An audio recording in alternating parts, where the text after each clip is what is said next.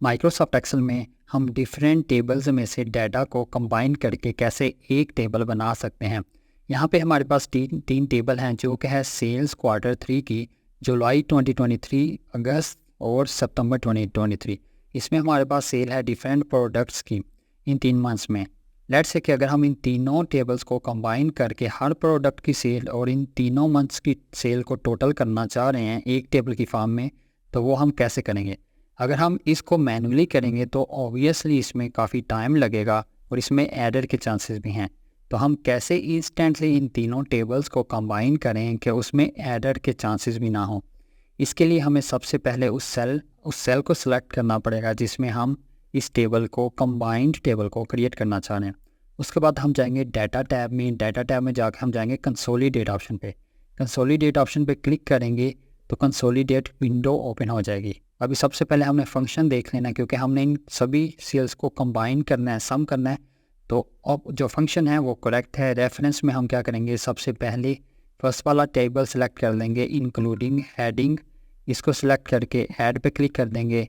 इसके बाद हम सेलेक्ट करेंगे सेकंड टेबल इंक्लूडिंग हेडिंग और ऐड पे क्लिक कर लेंगे। इसके बाद थर्ड टेबल को सिलेक्ट करेंगे इंक्लूडिंग हेडिंग और ऐड पे क्लिक कर देंगे। इसके बाद हमने क्या करना है, हमने यहाँ पे लेबल्स को चूज़ करना है कि किस बेस पे हम इन तीनों टेबल्स को कंबाइन करना चाह रहे हैं। क्योंकि इन तीनों टेबल्स की जो टॉप रो है वो सेम है जो हेडिंग है, तो हम यहाँ पे टॉप रो को चूज़ कर लेंगे। उसके बाद जो लेफ़्ट वाला कॉलम है, क्योंकि यहाँ पे प्रोडक्ट नेम्स हैं, हमने प्रोडक्ट की बेस पे भी कंबाइन करना है कि लेट्स से कि टायर्स तीनों मंथ में टायर्स की सेल कितनी है, विंड शील्ड की सेल कितनी है, इसी तरह बाकी प्रोडक्ट्स की सेल कितनी है। तो हम क्या करेंगे, लेफ़्ट कॉलम को भी सिलेक्ट कर लेंगे, ओके कर देंगे। तो अब देखोगे यहाँ पे हमारे पास एक टेबल आ गया।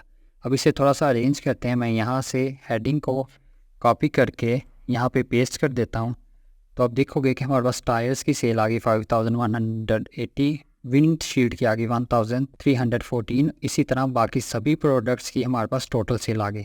अगर हम इस टोटल सेल को ऐड करें, टोटल सेल इन तीनों मंथ की आ गई 15,805। अगर हम इन तीनों टेबल्स की सेल को सेलेक्ट करके यहाँ पे टोटल देखें तो टोटल आ रहा है 15,805।